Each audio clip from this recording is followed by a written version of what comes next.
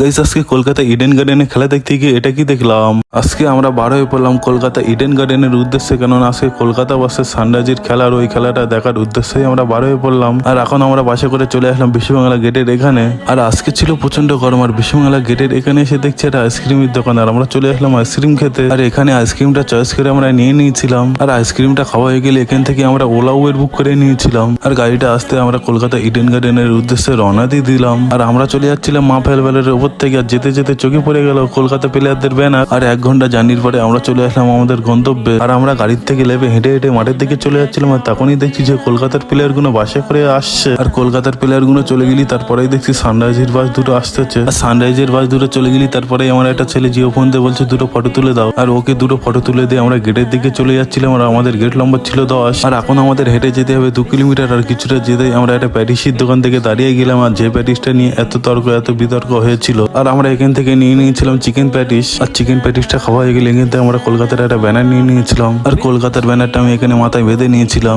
তারপর আমরা চলে আসলাম আমাদের 10 নম্বর গেটে। আর 10 নম্বর গেট থেকে আমরা এন্ট্রি করে নিলাম। আর মাঠে এসে দেখছি একদিকে কলকাতার প্লেয়ার একদিকে সানরাইজের প্লেয়ার প্র্যাকটিস করছে। আর আমার ভিডিওটা এখানে শেষ করে দিলাম। আর মাঠে গিয়ে আরো কি কি করলাম আমার নেক্সট ব্লগ আসছে। এখন তোমরা তাদের চ্যানেলটা আমার ফলো করে দাও।